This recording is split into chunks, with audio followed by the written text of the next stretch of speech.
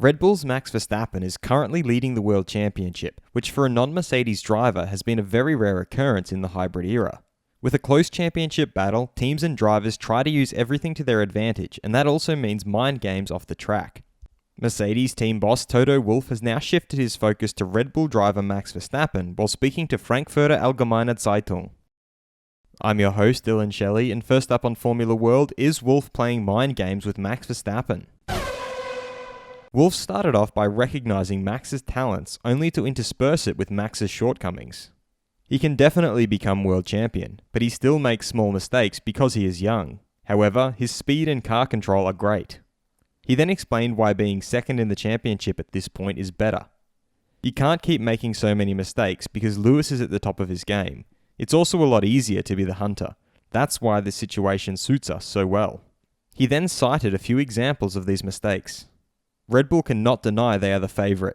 Max should have won in Bahrain, were it not for Lewis's impressive driving. If Verstappen had waited a lap to overtake, he would have crossed the line first. In Imola, Max also made a mistake in qualifying, otherwise he would have been at the front.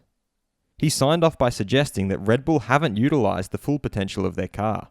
In Portugal, Max went off track in qualifying and made a mistake in the race when Hamilton was breathing down his neck. Red Bull should have just been on pole everywhere because they have the fastest package. Fast feed.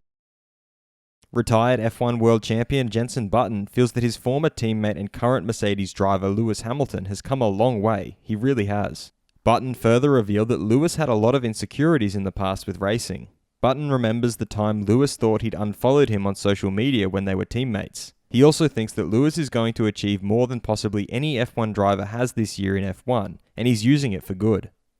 Federico Iniesti, the mayor of Scarperia and Sampiero, where the Mugello circuit is located, has stated they are ready for an F1 race. He added that if Liberty Media comes, they won't say no to anyone. They'll see what happens.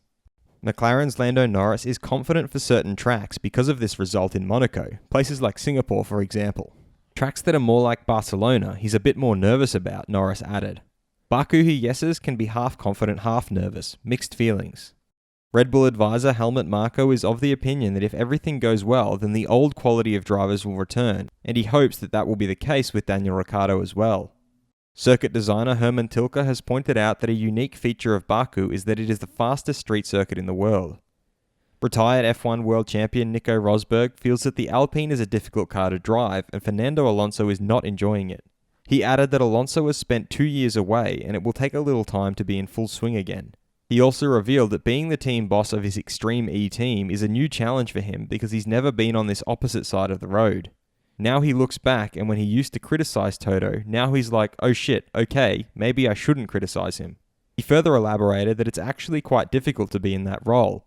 Also in the way you interact with the drivers. It's hard to understand what the path is to be most supportive. Retired F1 world champion Jacques Villeneuve referenced how people always say, oh, he's not winning, he should step down, referring to Aston Martin's Sebastian Vettel.